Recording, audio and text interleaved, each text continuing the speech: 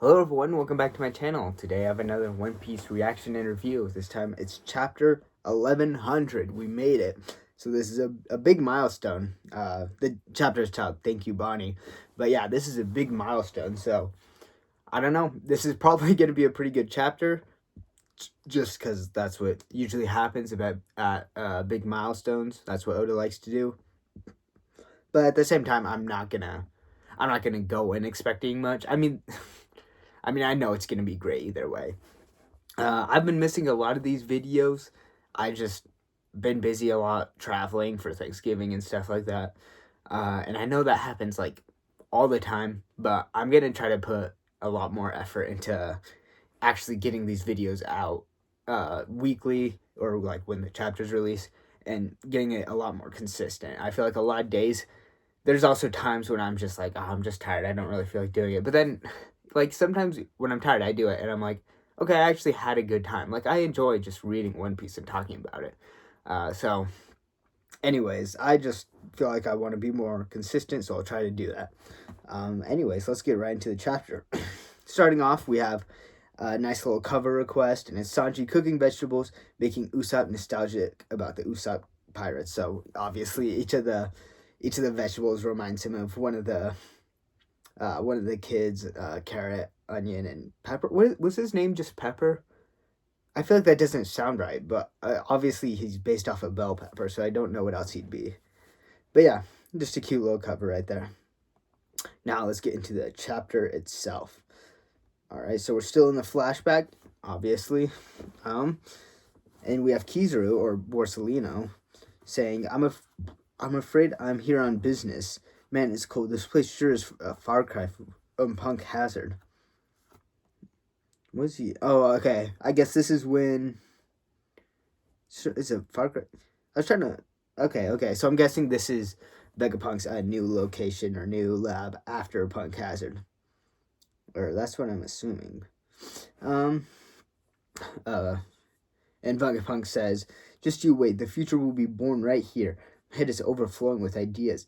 It's honestly hard to think straight. So wait, is this Egghead just before all of what Vegapunk did? That's kind of crazy if it is. Oh, it says right there at the future location of Egghead. Okay, yeah. So yeah, he made some crazy changes just with the technology he made, making it all tropical and everything. They might have mentioned that it used to be snowy before, but I forgot that. But anyways, Kizaru says this explains how you missed it. You really should have checked every nook and cranny of the lab when you moved in. And Vegapunk's, or no, Kizaru still says, the government frowns on secret backroom deals with pirates, you know. And Vegapunk replies with saying, okay, you got me, Borsalino. I hate it when you get like this. Oh, wait, is this? Okay, that's, I don't know who's saying what. One of them says, I hate it when you get like this. Come on, I'm just doing my job. I'm guessing Kizaru's saying, I'm just doing my job, but geez, Vegapunk's, he's just being honest about it. I guess that's one of his personality traits, but he's really just doesn't really care. So he's on a call with someone. I'm guessing maybe the Gorosei. It's irrelevant if you consider him an ideal candidate, Vegapunk. This man is a pirate worth 296 million on his head. You can say you were ignorant of that, or simply admit you don't care. But making a fugitive the face of our clone program is out of the question. It would be an affront to the Navy's reputation. With that in mind, we have 3 additional stipulations if you want us to honor this deal of yours. Firstly, Bartholomew Kuma, you must agree to become one of the 7 warlords of the sea. So, we're getting all this revealed. This is kind of roughly what I expected, but it's pretty close. They continue on by saying, a few days ago, we found ourselves a member short of the, thanks to the exploits of a rookie named Ace. Okay, so I guess Ace took down one of the 7 warlords. I don't think we ever heard about that. I wonder what that warlord was like. But also, we're like, we're like right up next to when Luffy's, or a few years off, obviously, but like, Ace is probably a decent way through he's maybe left the island maybe a year ago, or maybe a bit less, but he already took down a warlord, so we're getting really close to when Luffy starts his journey. Anyways, They continue saying it caused great turbulence in the pirate world. Someone of your caliber would be a natural choice to fill that opening and claim the sea and calm the seas.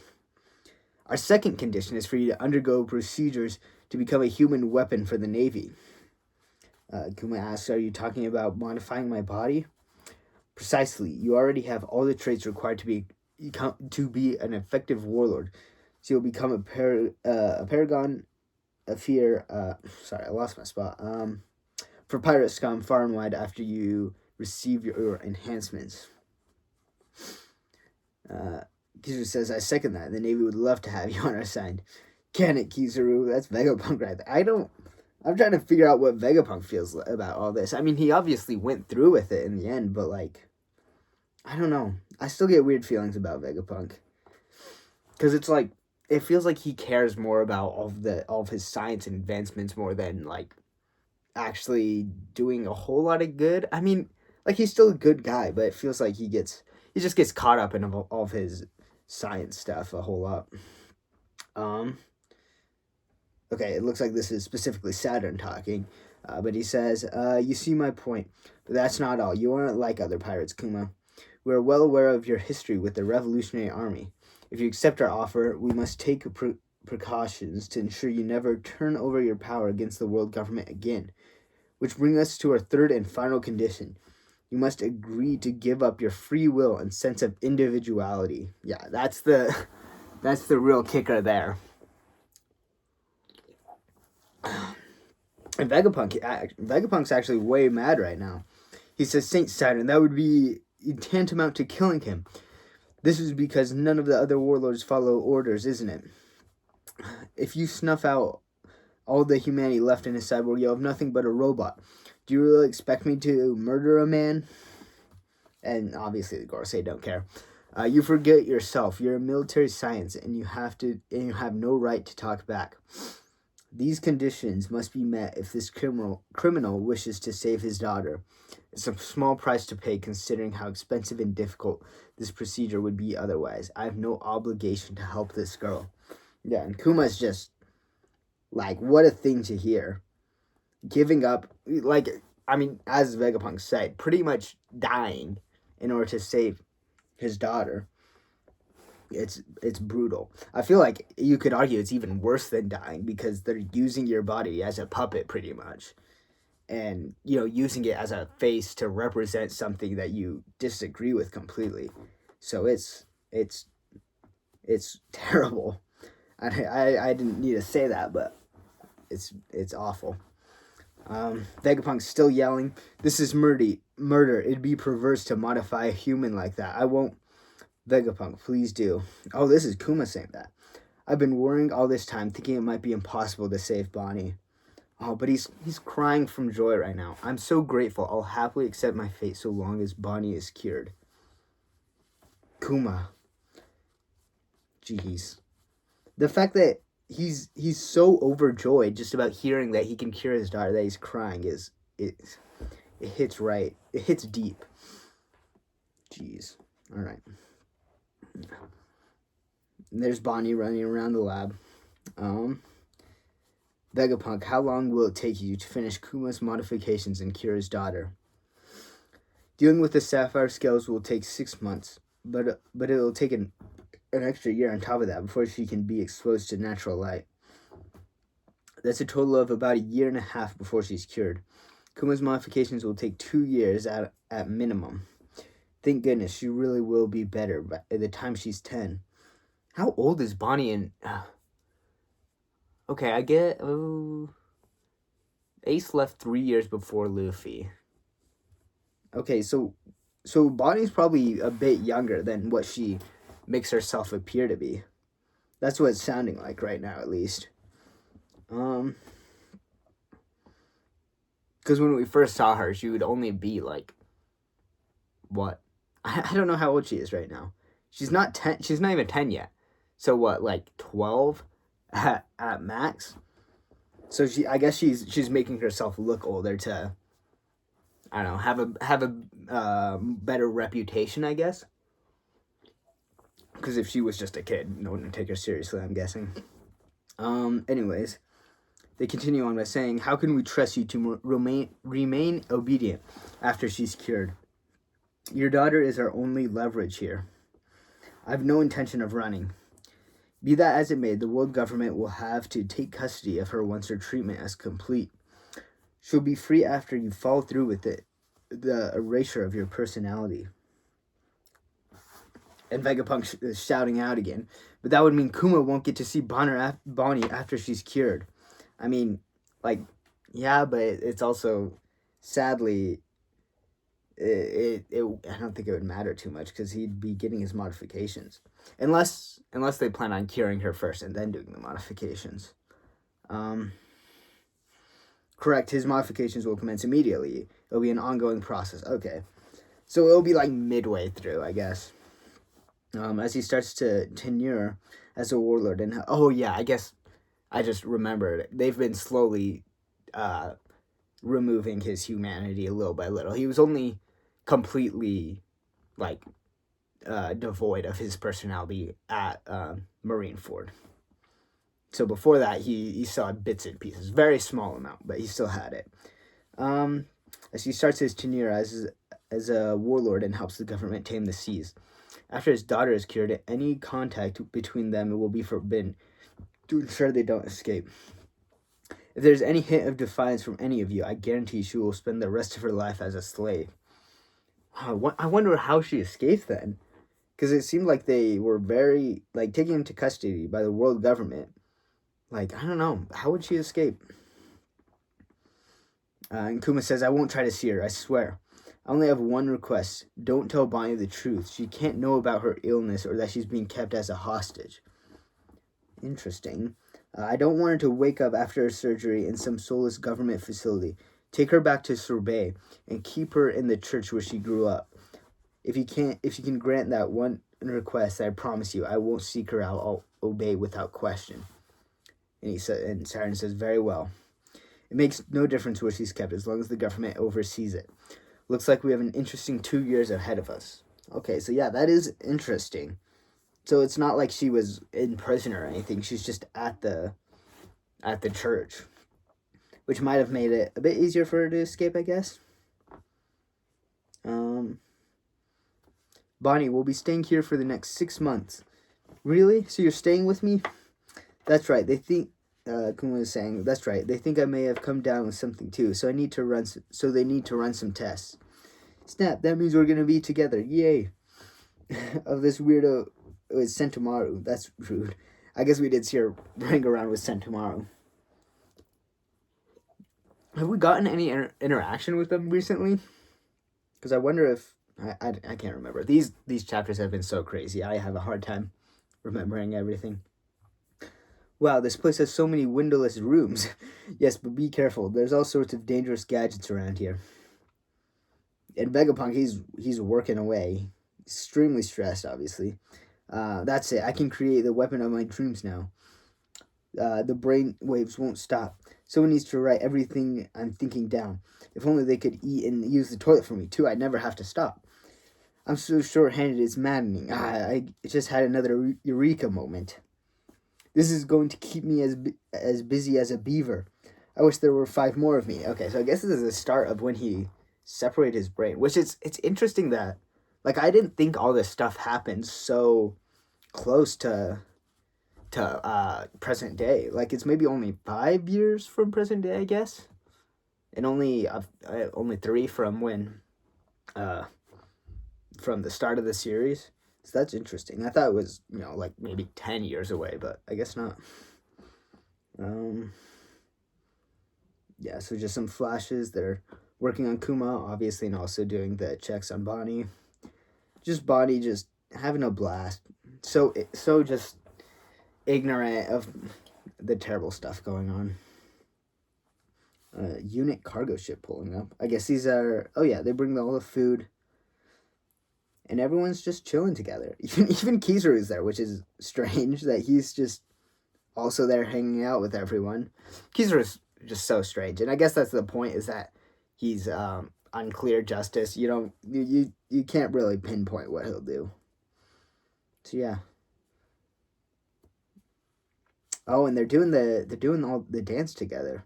The drums of and is that okay? Is that I guess that's probably just some random guy. I was gonna say, is that Kizaru dancing with them? That seems very strange, but it looks like there's just a bunch of other random people. But maybe, I don't know, will Kizaru suddenly become an ally? Like, I don't know. And that's that's what's so crazy about his character. But half a year later, okay, the results are good. After a year of rehabilitation, you're completely cured. So yeah, she's done with her she doesn't have the, oh my gosh, I forgot what it's called, the scale things, the stone scales. If we look at Kuma, he's looking a lot more of what we know him as, but he's still smiling, which is good. He says, "Thank you, Vegapunk." Yeah, thanks. Once I'm all better, can I come and visit? Of course. And then we're back at Kingdom of Sorbet. Kumachi, Bonnie-chan, it's been so long. Are you finally home for good? They said I'll be all better in a year. Then I'll finally be able to go outside. Is that right? That's fantastic news. You always said you'd be as a fiddle by the time you turn 10. Does this mean I'll be taking care of you again, Bonnie? Granny Connie. Oh, yeah. I didn't piece this together in the earlier chapters until a bit later, but that's who Bonnie pretended to be when she went to the reverie. Member of Sorbet royal family, Queen Dowager... is that how it's pronounced? Dowager Connie? We'd be more than happy to take care of her, Kuma. Yeah, you can count on us. Thank you. I'll leave her in your hands. I'm still a pirate after all. If I stay, it won't be good for the kingdom. I don't think I'll be back for at least a year. What, that long? I'll write you tons of letters. Okay. Man, it's so sad. The next time I see you, we'll both be able to sail the seas and reach the horizon. I can't wait. I want to travel to all sorts of places together. I'd love to take you. I really would have loved that. Please leave the rest to us, Kuma-san. Cipher pool number 8, Intelligence Agent Alpha. Okay. Just some random cipher pool agents, I guess. Obviously, doctors. I'm a nurse. The doctor ordered me to take care of Bonnie-chan during her recovery. I'll check her temperature daily, make sure she takes her medicine, and monitor for any changes. My name is Alpha. Nice to meet you, Bonnie-chan. No suspicious individuals will be allowed... Oh, yeah. Why is my brain just... It's not working completely great. Obviously, these are the guys that are here to watch over her and, like, imprison her, kind of, but just make sure she's under surveillance at all times. No suspicious individuals will be allowed near her during recovery. Please remember to bring identification with you if you plan on visiting. That's such a pain. And what's that building you're putting up in front of the church? Those are our accommodations. Don't forget, a child's life is such a fragile thing. Jeez. Why does everyone just have to be so evil? Especially to Kuma, who is literally like the best guy ever. And he's thinking to himself, I understand I'm not coming back. Thank you, Bonnie. I'm so glad you were born. Really?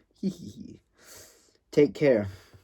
And then we get some narration. The pirates of the world were utterly shocked when the infamous tyrant Bartholomew Kuma suddenly became an absolutely obedient member of the 7 warlords. Oh, I guess we're getting a bunch of flashes of people seeing this. So we have Doflamingo here. And Sugar shows it to him. Young master, there's a new warlord. Kuma the tyrant. Sounds like another villain has come to play. Foo, foo, foo, foo. And then Crocodile and Robin's there too. What do you think? I couldn't care less. Have you taken care of those idiots who spot... I don't know why I'm messing that up. I didn't even mess it up. Who spotted our rain-making ship yet? And then Mihawk. And then this is Kobe right here. I guess this is still when he was under Alvida. He looks as big as Whitebeard. Kobe, who do you reckon is stronger, me or him? You, of course, Alvida-sama. And then Ace. And he's on Whitebeard's ship right now. So they finally found a replacement. That's great news, Jim. Oh, that's what it was about. Wait. No. I almost just thought, oh, Jinbei, like I thought Ace and Jinbei fought. And then Ace revoked his warlord status. But no, he didn't revoke his warlord status until way later. So I'm wrong about that. So they found a replacement. Oh shoot, that's great news, Jinbei. Considering the circumstances, you're the last person I expect to say that. Still reading the details about him, and obviously Teach is there, just sort of hanging out in the background. Jinbei says he's a former king. This is on top of the reigning king we already have in our ranks. The pirate world really is changing. And then Bo Hancock here. Their business doesn't affect us. I follow no man's orders. Princess, it's essential you keep track of information like this. Yeah, she doesn't care. Moria is literally just laying on a bed. Couldn't be any less threatening. They see, hey, he's a paw-palmed man. Palmed man. That doesn't sound exactly. That doesn't. Oh my gosh, that doesn't exactly sound threatening, does it? And Perona says, well, he's already a warlord, so he's got to be strong enough to make the cut, Moria-sama. And then the revolutionaries, obviously. Don't the warlords answer directly to the government? Kuma-san would never work for them. Oh, and then this is a letter at Kumaro, I guess. Dear Bonnie, I'm still at sea as I write this. I've become quite well known, and it's getting harder and harder to sail in peace, but I'm doing okay. I'm doing my best to find interesting travel destinations for you when you turn 10. Hope everyone back home is doing as well as I am. And then he's delivering the letter to a newsku. It'll be a long journey to deliver this. Please take care. And then, I guess... Oh, wait, no, this is... What? Okay, I guess this is Kuma stopping by at Windmill Village, and this is probably Luffy pretty close before he leaves on his trip. He's just saying, oh, I made him mad, and he's running away from a tiger. But the government is saying, I don't know who specifically, Bartholomew Kuma, come in. You have new commands from the government.